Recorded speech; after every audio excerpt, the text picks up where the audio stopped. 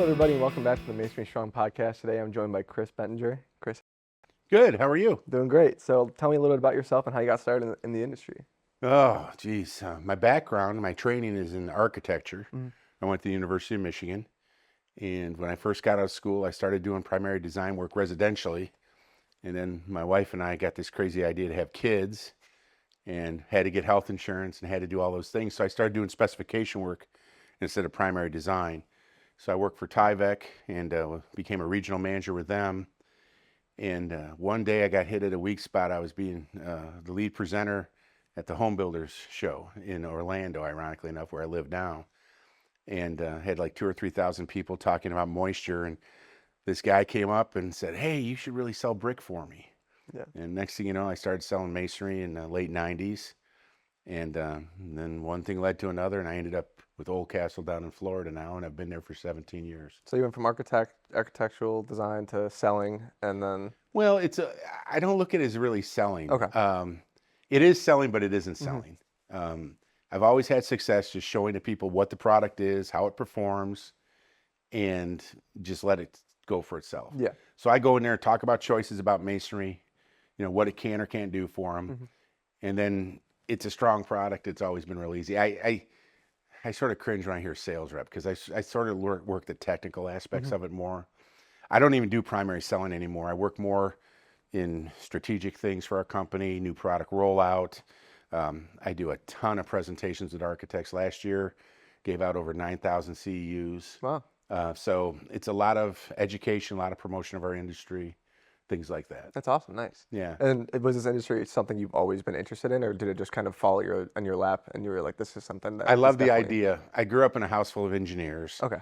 And my dad owned an engineering firm, and I don't know what it was. There was a big age gap between me and my nearest brother. So I would hear them all talk about the hot jobs at work and Christmas time, and they'd all be talking about, we got to get this done and get that done. And I just didn't want to go down that path. And I always liked the aesthetics, a little bit more artistic to my brothers. So architecture was just a good fit. Awesome. And to say I thought it would lead to what I do in the masonry industry, that was not the original plan, but it's been a good path. Awesome. Nice. And what about the industry has kind of kept you in it, keep you coming back day and day? There's never a day that's the same. Mm-hmm. There's always a new thing, a new challenge. It may be a new presentation or a new code issue or a new problem. I could never be at a desk doing the same thing every day. Yeah. I'm at a desk a lot, but it's always something different. Yeah. But I'm out in the field. I just couldn't do the same thing. Mm-hmm. So it's always something new. Nice. And when did you start attending these meetings? Oh, goodness. It started with the Brick Industry Association with their brick forum.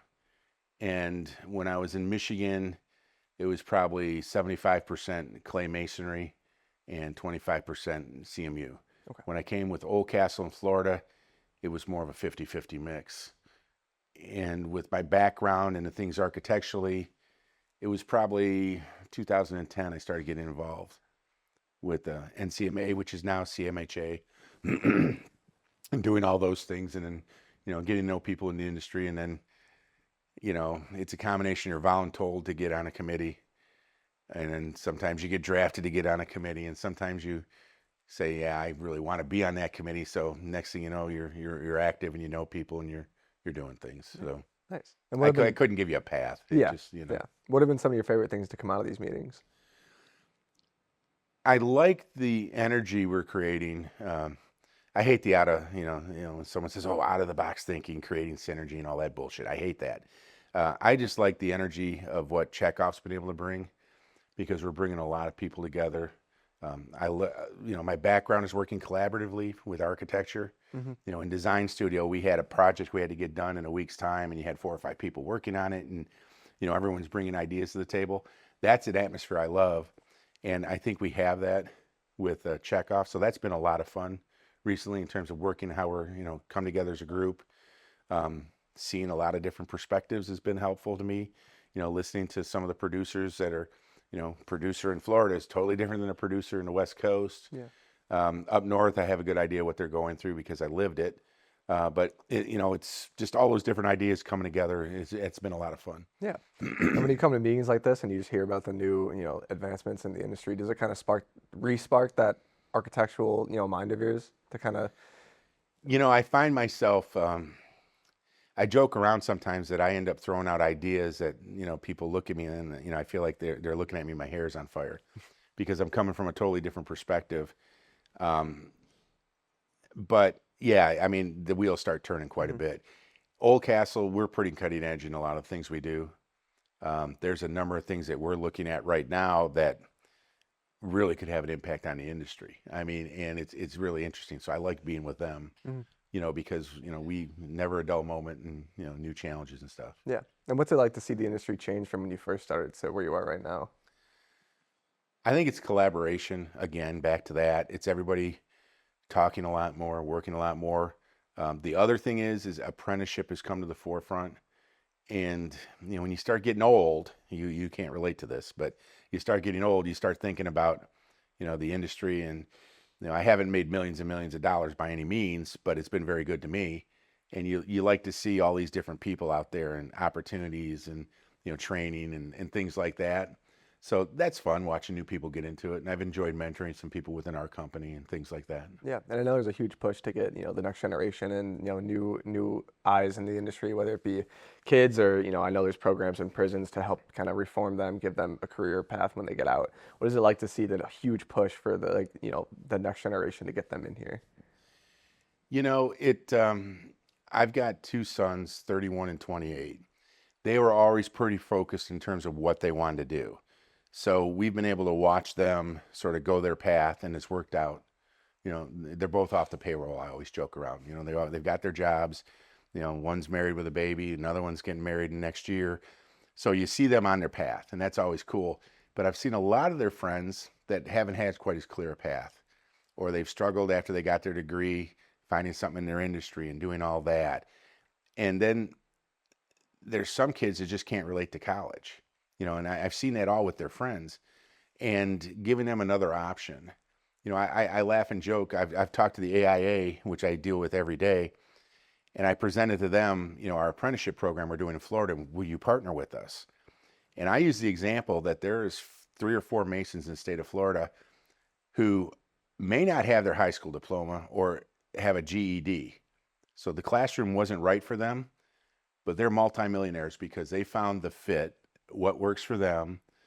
They relate to it. They get excited about it. They know what they're doing. And, everybody sort of has their path to whatever it may be. They just got to find it. So, thinking that maybe you can get someone in that position where something clicks and they're like, yeah, okay, I'm good with my hands. I can visualize a building. I understand how this works, and it all comes together. Not everyone can sit in a classroom and go through extensive training like I had to do through architecture or an engineer or anyone like that would. But, there's a path for everybody. Yeah, exactly. And that's why we have, the skills competitions and, at World of Concrete and stuff like that, just to give these kids, some kind of, who to really show their skills. And when I'm there, watching these kids build these walls, I'm like, these kids are brilliant. The one thing that I always talk about when we've talked to some school districts, and like I said, we have a growing partnership with the AIA towards the education and apprenticeship. A kid or a person will walk away from a job for 25 cents an hour. But will they walk away from a career for 25 cents an hour when they have all this investment in themselves, education, all those different things? So we need to make them understand that, yeah, this is a viable career, and it has a substantial income potential, and there's a path if you get in there and you work hard. And that's a big challenge sometimes, because people, manual labor and all these things. There's a lot more than manual labor involved. The other thing that drives my wife crazy, and my kids still, is we may take the same path somewhere, and I'll drive by a building I worked on in one way or another. And it's the point now where my wife knows that we're about to come up on a school, and she says, I know, you worked on that school, and you guys picked out that color because of this, this, and this. So it's sort of funny. But, that pride and, yeah, it's something that's left behind. It's right there in front of you. I worked on that. Hmm. So Whenever I interview kids for the Gen Next, issue of Masonry Magazine, one of the things I always say is one of the biggest payoffs is being able to drive past something that they worked on, and be like that I contributed to that. So yeah, that's exactly. that's awesome. You mentioned your two sons. Are they also engineers? I have one that's a biomedical Oh engineer. my gosh! Wow. So he's on his second startup up in Minnesota. I didn't know it, but Minnesota is big for biomedical engineering. The three big markets are the Triad in the Carolinas, Stanford, Hmm. and Cal Berkeley, in that general area, Silicon Valley, and then Minneapolis. Wow. And he's on his second startup. He's doing really well. It's sort of blowing my mind. Then my second son has his master's in terrorism analytics and things like that. Evidence. I always screw up the exact degree, but Hmm. it's basically it was a program sponsored by the FBI and CIA. So he's going down the path, and he's on a counterterrorism task force in Orlando, and he's also an Orange County sheriff That's really or interesting. deputy. He's not a Wow. sheriff, but What do you like to do, like outside of work? And do you have any hobbies that you're really interested in? sometimes this business and between sales numbers and objectives, you can get you pretty tight and torqued up a little bit. So I just like to relax, get in the garage, do some woodworking. I Hmm. build a lot of furniture. I minored in furniture design. Mm. So I'll go out there and putz around and do that. And then buy stock in Delta Airlines because we have a granddaughter and we're making regular trips to Minneapolis. So we're doing a lot of that, to go see her and all that. But, it keeps me busy enough, and then try and get out and do a little fishing here and there. But, sometimes it's just nice to decompress and disconnect from everything. Absolutely, yeah. So. Do you have a favorite piece of furniture you've made? Oh goodness, I've done a bunch of things. I've been in some juried art fairs. There's a number of tables. Yeah. In the Carolinas, a buddy of mine had a 65-foot walnut tree come down, Wow. and whether it was smart or not, we decided we're going to cut it into slabs for tables. So I twisted arms of 3 or 4 buddies at 3 or 4 different times, or 3 times now. We went up there and slabbed it all out in the walnut slabs for tables. I'm really anxious to see what happens with those. I don't know that I'd ever do it again, but it kicked our ass. But we have 28 table slabs. Oh wow. Yeah, they're from like 26 to 30 inches, 6 and 8 foot long. So if you need a table, call me. But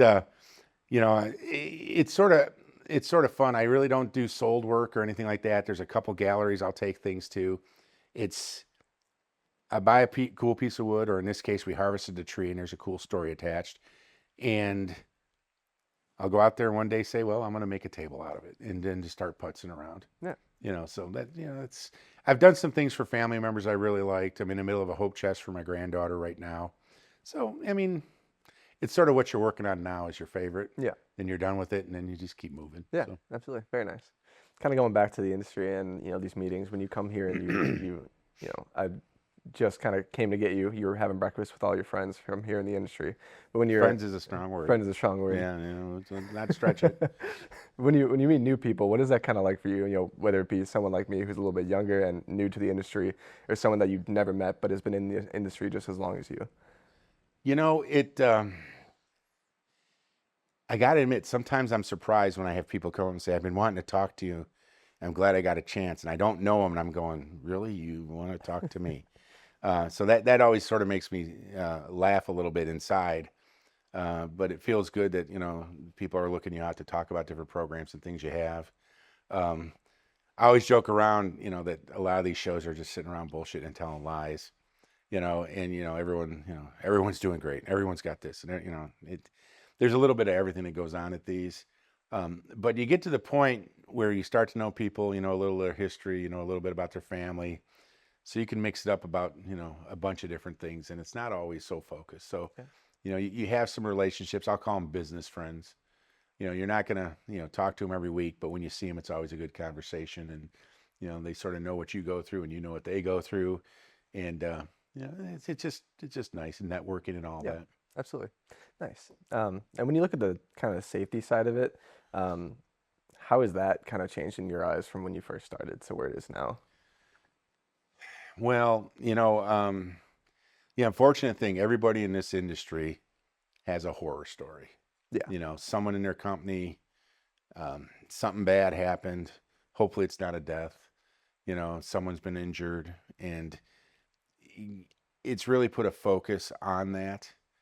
And I think that's really been a positive, because there's a lot of expectations in our production plants. There's a lot of things that have to be done. We have to get a lot of things accomplished.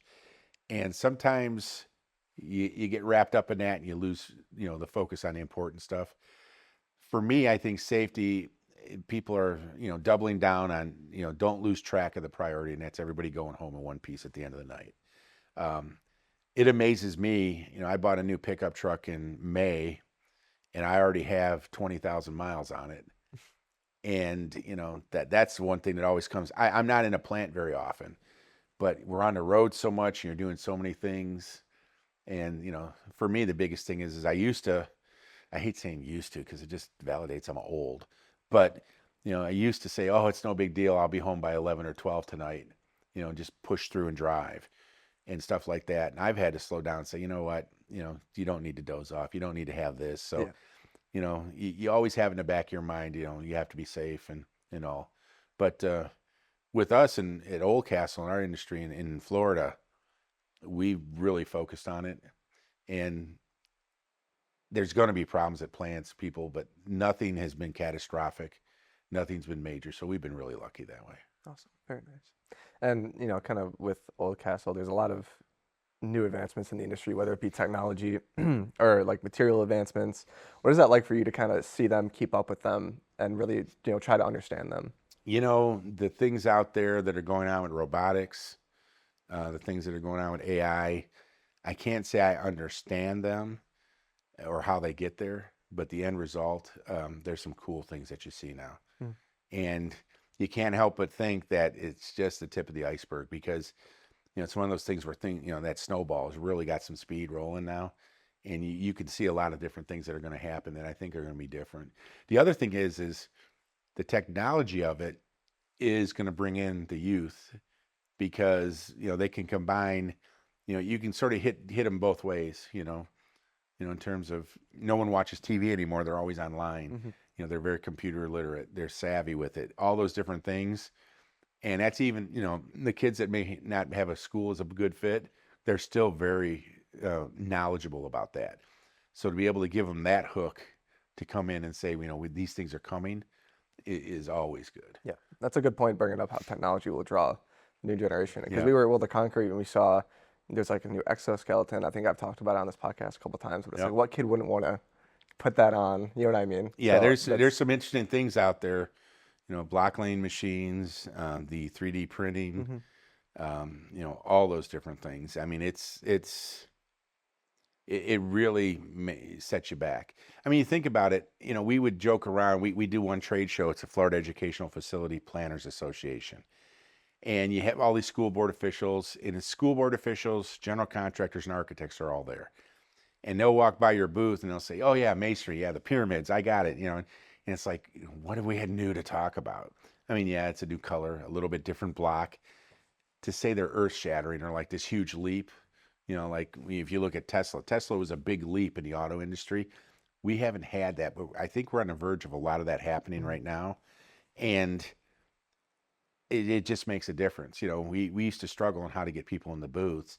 Now we're talking about a little bit more and more about technology, and they realize that there's more coming, and they see that we're getting involved with that, and they are stopping. The exoskeleton's a great example. Some of the things with AI and the goggles and the visualization, that's one thing. Even the software for doing like Revit. Revit's the dominant one out there in terms of the different software and the BIM softwares and the different items that are out there.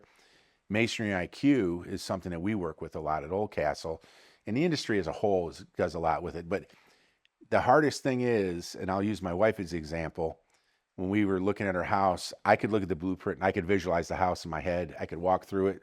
That's my world. She's a school teacher and she can tell me all about the class, and I just sort of nod my head.